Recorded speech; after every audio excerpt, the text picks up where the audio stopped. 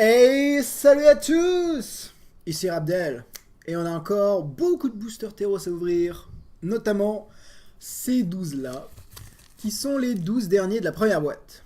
Voilà, tout simplement. Donc je vous propose de les ouvrir tous ensemble. C'est parti. Pour l'instant, des choses plutôt pas mal dans ce booster. J'ai eu une saisie dépensée, j'ai eu un bilan que je voulais. Heroes Downfall et Heroes Downfall Foil. Plutôt sympa.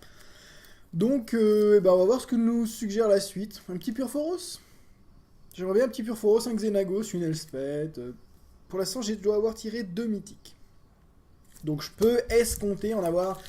allez, 2 petites. On va voir. On va voir. On va se les guider. Pendant que je joue le premier booster, n'hésitez pas à souscrire à la chaîne Rabdel et Jobard si vous aimez le contenu TCG ou n'importe quel jeu d'ailleurs qu'on suit. On fait du Dota, du League of Legends, différents jeux. Il va y avoir du StarCraft la semaine prochaine également, StarCraft 2. Si vous aimez ça, cliquez sur ce bouton s'abonner et vous serez informé bien entendu dès qu'une vidéo sera en ligne.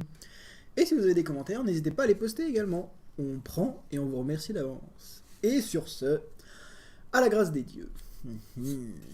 Chimère de la côte, Harpie d'Imsan, Prêtresse d'Iroas, Doyen du clan Lagona, Artisan silencieux, Hédoniste satyre, Amulette du voyageur. J'aime bien ces petites amulettes pour fixer votre mana, c'est très intéressant. Triton brise-vague. Et premier unco, une chasse aux chasseurs, qui est une carte verte anti-vert. Des festivités destructrices, que vous jouez vraiment main deck. Détruisez l'artefact ou l'enchantement, vu que ce set est blindé d'enchantement. Jouez. Vous collerez de votre adversaire et vous détruisez une bête, potentiellement. Chasseur de fortune Triton. Et la rare, on commence avec un augure de vapeur. Et ça, on aime. Une carte dont je n'ai pas parlé, mais qu'il me faut. C'est une très bonne carte. On va juste regarder la feuille derrière, comme ça je pourrais la mettre en plein écran. C'est une petite formaqueuse en foil. Je vais la mettre de côté. Voilà, formaqueuse. Et l'augure de vapeur, qui est vraiment une carte très intéressante. Ça va vous rappeler fait ou fiction et tout ce genre de cartes sympathiques. Pour 2 mana, un color, un bleu et un rouge, un éphémère. Révélez les 5 cartes du type de bibliothèque et séparez-les en 2 tas. Un de vos adversaires choisit un de ces tas et met ce tas dans votre main et l'autre dans le cimetière. Ah, ouais. J'aime beaucoup cette carte. Il y a beaucoup de misplays qui se sont faits sur ce genre de capacité et... typiquement, je pense que ça sera très joué. Ça permet de soit piocher une carte qu'on veut, soit de piocher pas mal de cartes. Typiquement, je mets une grosse menace à gauche et 4 autres cartes à droite. Est-ce que tu veux que je pioche 4 ou alors que je prenne une grosse menace? Ça peut être très intéressant, ouais. J'ai vraiment envie de voir ce que cette carte vaut en standard. Je la jouerai, c'est clair. Et content d'en avoir une, si je peux en avoir plus d'une. 2 ou 3, ça peut être pas mal. Et on est parti pour le deuxième pack. Alors, ça c'était un jeton. Petit jeton soldat. Alors, les lampes de base, voilà, les cartes qui ne servent à rien. Et on est parti. Vipère Nessiane, bonne carte. Dissolution, bonne carte. Manteau du dragon, un peu moins. Coup de fouet, bonne carte. Chimère de la côte, Centaure du clan Férès, Griffon Sétessian, Heure du repas, bonne carte, très bon blast en vert, enfin blast-like quoi. Espoir contrarié, Prêtresse de bataille sétessienne et un acolyte de Karametara. J'ai déjà parlé de cette carte dans la dernière review. Une carte qui permet vraiment de ramp up très très vite, donc j'aime bien. Des hoplites Acroend, ce que vous voulez en aggro rouge-blanc. Si vous jouez rouge-blanc héroïsme, les hoplites sont très bien. Fanatique de Mogis, qui est un Minotaur, je le rappelle. 4-2 Minotaur, si vous jouez archétype Minotaur, c'est une bonne carte. Et la rare, un héros illustre. Une carte que j'aime beaucoup, tout Tout simplement parce qu'elle a la double initiative, qui est une de mes capacités préférées avec Flash. Et c'est une de 2 double initiative pour 3, et à chaque fois que cette carte est la cible d'un sort que vous lancez, et vous lui mettez un marqueur plus 1 plus 1. C'est tout ce qu'on veut d'une créature double initiative, qu'elle soit de plus en plus forte. Bonne créature. Je ne sais pas si elle ira jusqu'en standard, elle doit être à la limite, hein, je pense, entre standardisable ou pas. On va bien voir ce que nous disent les prochains tournois. Mais il y a du potentiel, en tout cas. Il y a du potentiel de destruction. Bonne petite créature. Alors.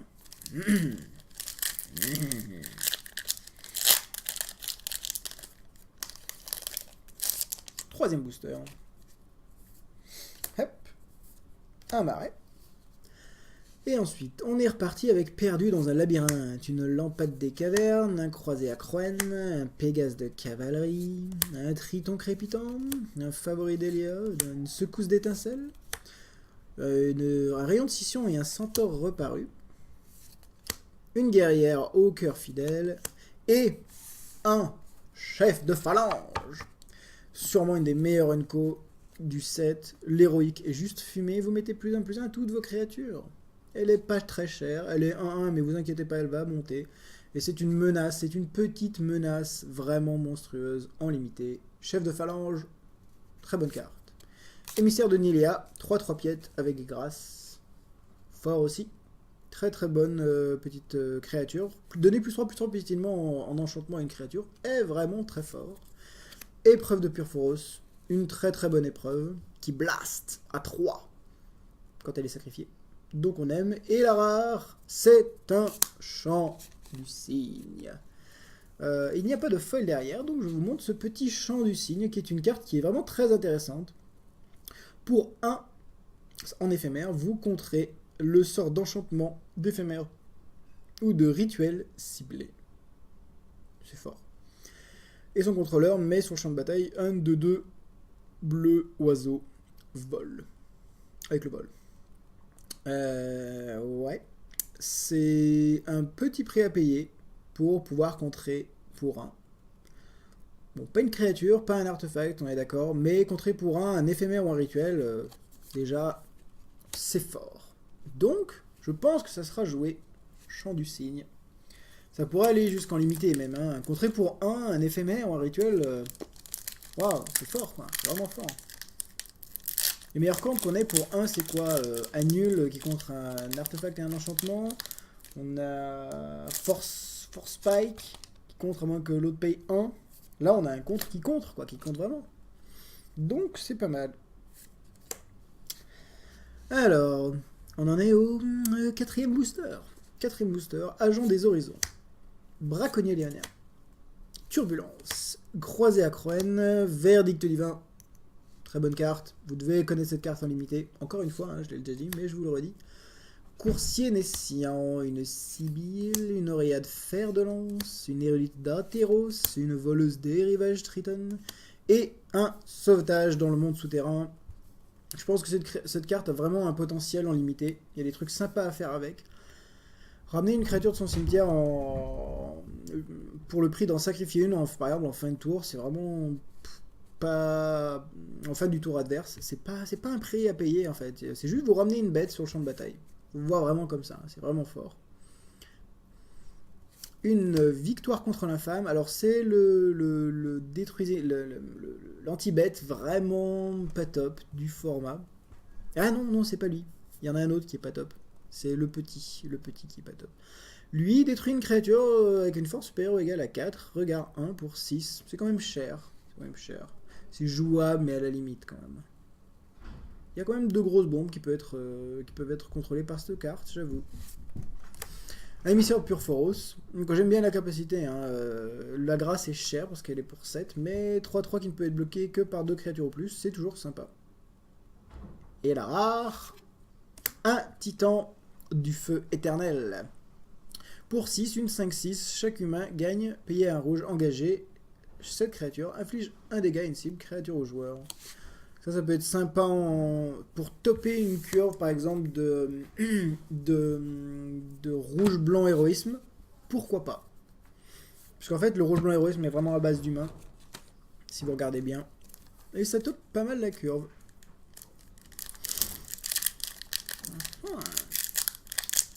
Alors. Cinquième booster. Alors j'avoue que le titan de feu éternel, c'est pas vraiment ce que je cherche. Hein, non plus. Swansong, c'est pas mal, hein, chant du cygne, c'est plutôt sympa. Et l'augure aussi est plutôt pas mal. On est reparti avec mur démonique, démolition, garde d'Afara, faveur des Rebos, Alcéide observatrice, présage de trahison, sympathique, amulette du voyageur, cerbère bicéphale, griffon cététien, guérison de Farika et un émissaire d'Héliode. Donc lui fait quand il attaque, engager la créature ciblée qu'un adversaire contrôle, c'est fort. Cette capacité est forte. Un athlète de l'arène, qui n'est pas forcément la meilleure héroïque, qui empêche quelqu'un de bloquer quand il est ciblé. C'est pas la meilleure héroïque. La meilleure héroïque étant sûrement le chef de phalange ou pas loin. Et la rare. Oh, Mazel Tov. Mazel Tov. Une Elspeth. Une petite pépette, comme tout le monde l'appelle amoureusement. Et en effet, Elspeth, championne du soleil, qui fait vraiment le café. Qui fait le café, les croissants et à peu près tout ce que vous voulez. Elle pose des bêtes pour se protéger, elle détruit les grosses bêtes parce que c'est fun, et elle booste les petites bêtes en ultime, juste assez pour pas se prendre sa grosse wrath. C'est un concentré de bénédiction, cette petite Elspeth. Elle fait vraiment tout ce qu'il faut, elle est un peu chère, hein, bien sûr. Elle est pour 6, mais elle fait tout ce qu'on veut à Magic, quoi. Elle détruit les créatures adverses, elle pose plein de créatures et elle les booste. Voilà, c'est pas mal. Le chat approuve. Troisième mythique, Elspeth. Ça fait ma deuxième Elspeth. Je suis plutôt content. Deuxième Elspeth, championne du soleil. Plutôt content. Ouais, plutôt sympa. Bonne surprise. Ça sera sûrement jouable en standard pour en tant que killer, hein, je pense. Je pense que ça peut largement se faire. Il y a quand même du potentiel, hein, vous ne direz pas le contraire. Alors, un petit token soldat qui va avec Elspeth. Hop, tiens, je vais lui mettre. Je te mets une petite token. Ok, d'accord, ok. On met les rares ici, d'accord. Un marais. Et un destin prophétisé. Une frappe foudroyante. Très bon blast. Un blast equal 3. Pour 2. En limité, on veut. Vagabond d'Asphodel. Ça sera sûrement joué en standard d'ailleurs, hein, la frappe foudroyante. Garde des Pharam. Vigile de Mélétis. Marche des reparus. Triton brise vague. Officiant sauvage. Licorne d'Opaline. Sibylle. Et Magma Jet. Bam! Un autre des blasts qui sera joué en standard. Un hoplite sage de guerre. Alors cette carte est sympa et ça me fait penser que dans ce format, il peut très bien y avoir aussi une petite place pour un bleu-blanc aggro-contrôle. Et avec ce genre de créature notamment. Quand il est la cible d'un sort que vous lancez, vous mettez un marqueur +1/+1 sur lui et regard 1. Et c'est une 2/2 pour 2, donc il est vraiment bien, il est vraiment très très bien. Un griffon décoré. J'ai déjà parlé de cette carte, je la trouve pas top à jouer en une fois et qui peut quand même retourner une game en late game. Mais oui. Sinon c'est pas une créature énormissime. Et la rare, un temple de l'abandon. Il n'y a pas de foil derrière. Donc c'est le Scryland rouge-vert. Voilà. Troisième Scryland de cette boîte. Cette partie de boîte qui est vraiment sympathique. Hein. Augure, Elspeth et Swansong. Par contre, on n'a pas vu la couleur d'un dieu à part le dieu vert dans cette boîte. Petit Purphoros là, non? Un petit Purphoros quand même. Alors, un autre soldat, le rouge cette fois. Un marais. Et on est reparti pour le 7ème booster. Le 7ème? Oui, 7ème booster, c'est ça. Minotaure des frontières. Défense du foyer. Frappe foudroyante. Blépa répugnant, Talaria, Piard beuglemort, Scorpion des lèches, Chimère presciente, Buffle attelé, Phalange reparue. J'aime bien ce petit mur, je trouve bien. Et Homme du Rôdeur, on l'a eu juste avant, dans la dernière vidéo. Donner la bloquabilité à une créature, c'est sympa, hein, donc c'est jouable. Monstre de la geôle océane. Une 5-5 pour 5 qui peut pas vraiment attaquer à part si l'autre joue bleu. Je suis très mitigé sur cette carte, toujours. Prédicatrice d'Héliode, ça joue vraiment en mono blanc ou si vous jouez pas mal blanc. Mais ça fait quand même le café. Hein. Un 1 soldat. Autant de 1-1 soldat que votre dévotion en blanc. Elle vous posera au moins 3 créatures. Si vous posez ça, vous aurez au moins 3 créatures. Vous êtes sûr de ça. C'est jouable. Ça tempo au moins. On est à la rare là, c'est ça? Un troisième Nyktos, reliquaire de Nyx. Le land qui joue avec la dévotion. J'ai envie de voir quelqu'un qui utilise ce petit terrain quand même. Il faut avoir des choses sur le board. Il faut avoir au moins 4 de dévotion sur le board pour que ce terrain devienne intéressant. Donc tout de même, faut le vouloir. Mais. J'ai un concept par exemple de mono noir dévotion. Je voulais essayer de me jouer 2 Nyktos dedans. Voir si ça peut aider. Alors, 8ème booster. 8ème booster. Encore un jeton soldat. On est sur une série de boosters avec Elspeth dedans, donc c'est tout à fait normal qu'on ait des soldats. On commence avec un agent des horizons. Favori d'Héliode. Destrier Carnerage. Hippocampe jaillissant. Talaria. Cette carte a une consistance bizarre.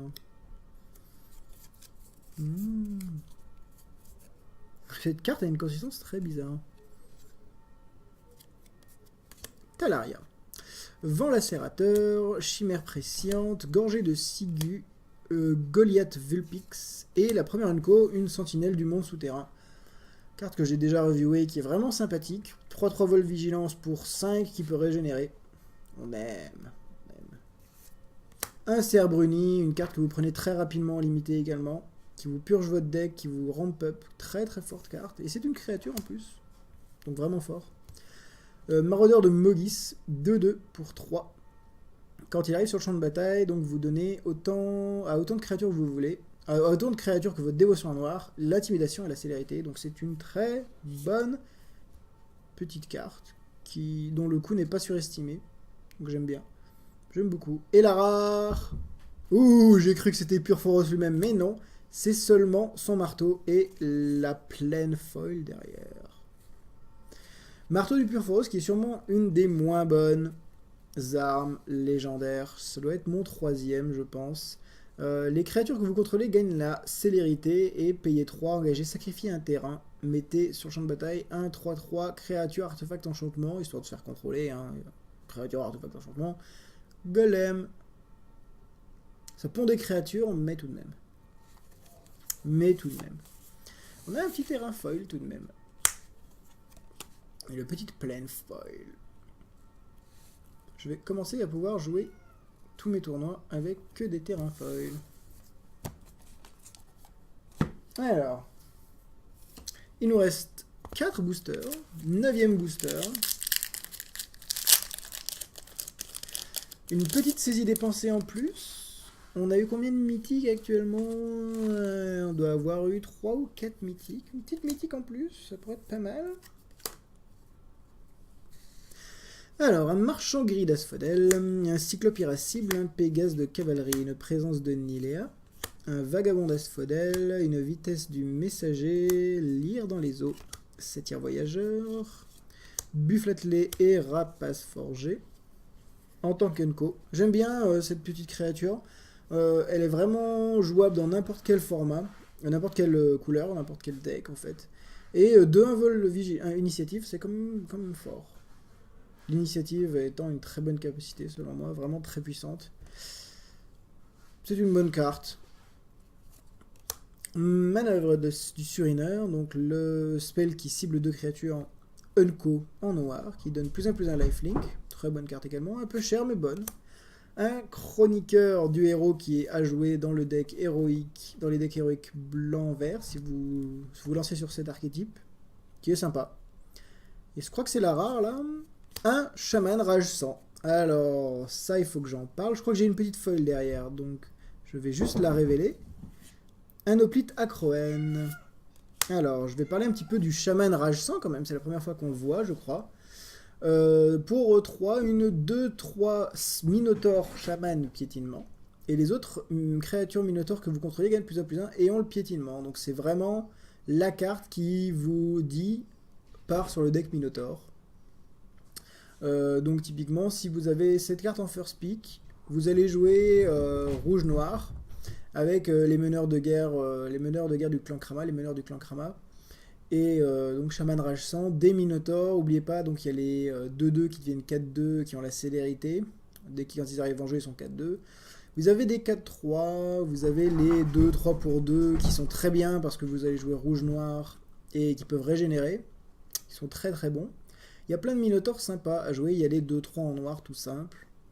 Voilà, ça se joue, hein, ça se joue. Un petit archétype sympatoche. Et bien entendu, le fer de lance, c'est Shaman Rage 100.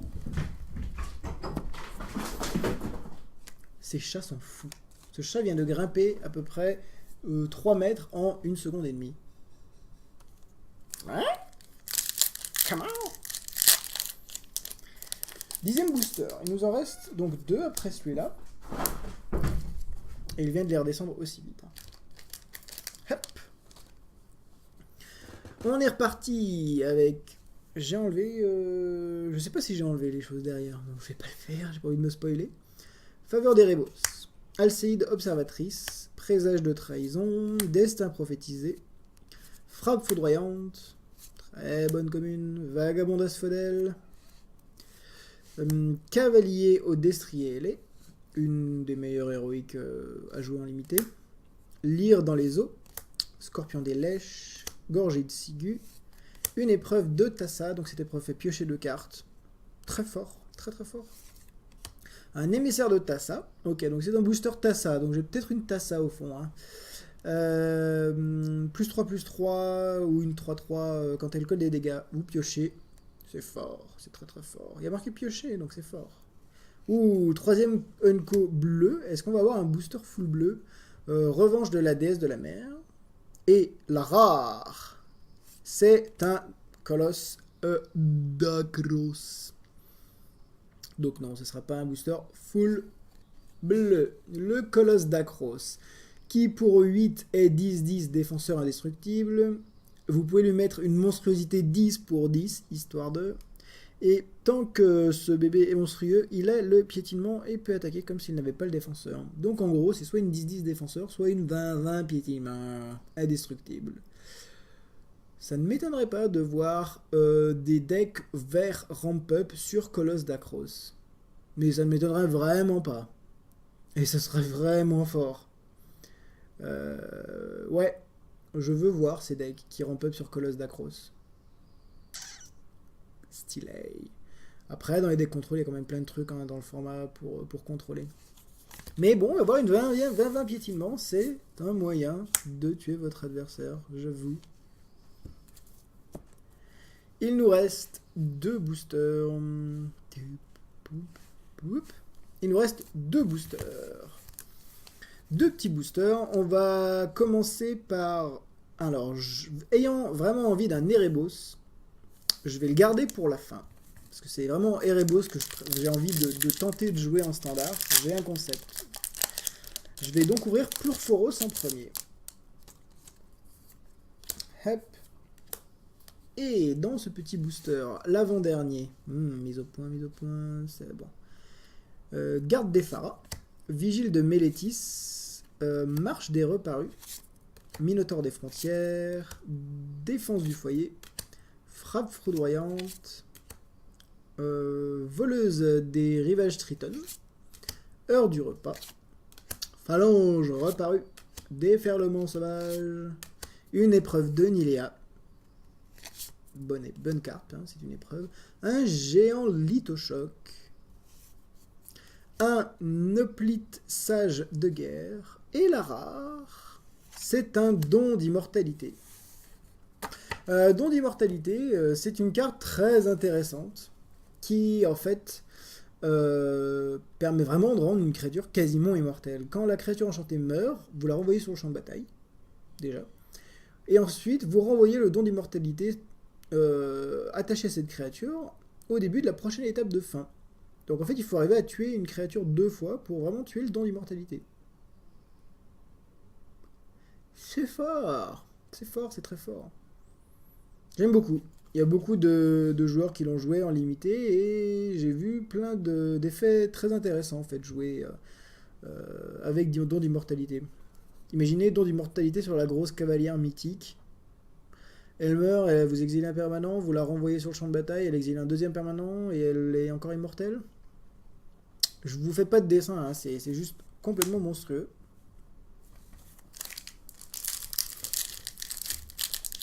Et donc, le dernier booster, Erebos. Et donc, le dernier booster de cette boîte, de cette première boîte.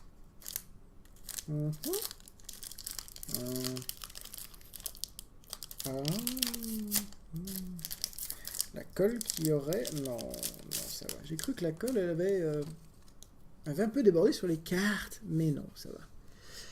On est parti. Alors, je vais enlever quand même la carte derrière et le land. On est parti avec un Catoblepa répugnant, un Talaria, un Pierre Beuglement à la grâce des dieux, Chimère de la côte, Harpie d'Imsan, Force de Titan, une carte que j'aime beaucoup, qui est très forte selon moi. Une fin du voyage, Érudite d'Atheros, des vents lacérateurs, et les dernières Unco, on commence par une épreuve d'Héliode. J'aime beaucoup.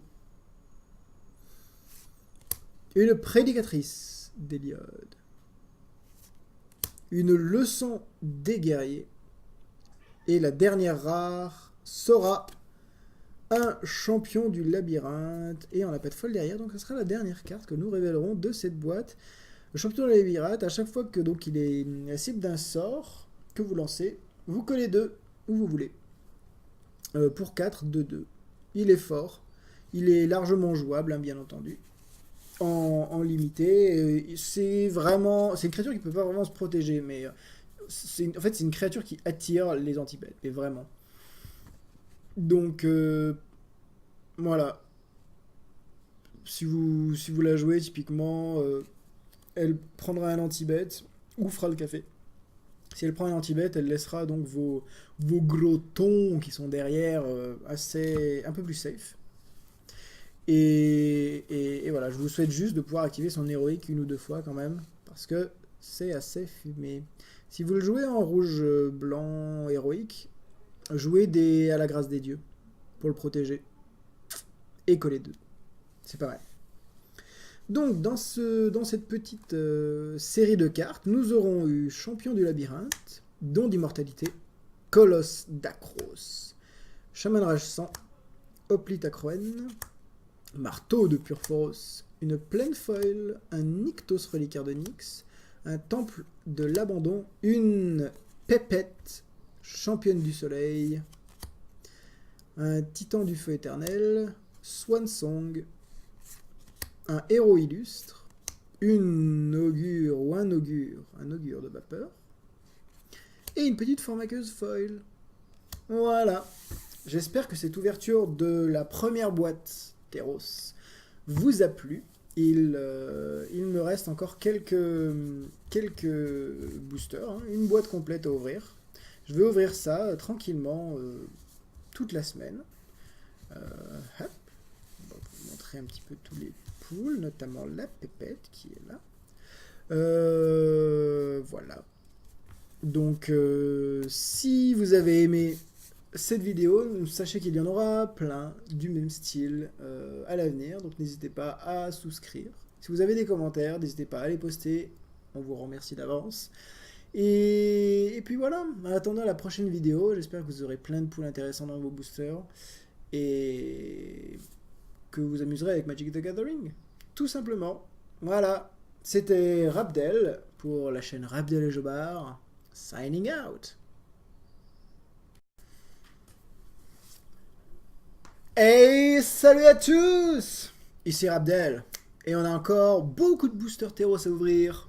Notamment ces 12 là, qui sont les 12 derniers de la première boîte. Voilà, tout simplement. Donc je vous propose de les ouvrir tous ensemble. C'est parti. Pour l'instant, des choses plutôt pas mal dans ce booster. J'ai eu une saisie dépensée, j'ai eu un bilan que je voulais. Heroes Downfall et Heroes Downfall Foil. Plutôt sympa. Donc, on va voir ce que nous suggère la suite. Un petit Purphoros. J'aimerais bien un petit Purphoros, un Xenagos, une Elspeth. Pour l'instant, je dois avoir tiré 2 mythiques. Donc, je peux escompter en avoir... allez, 2 petites. On va voir. On va se laisser guider. Pendant que je joue le pré-booster, n'hésitez pas à souscrire à la chaîne Rabdel et Jobard si vous aimez le contenu TCG ou n'importe quel jeu d'ailleurs qu'on suit.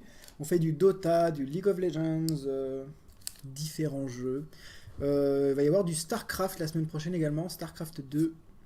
Si vous aimez ça, cliquez sur ce bouton s'abonner et vous serez informé bien entendu dès qu'une vidéo sera en ligne.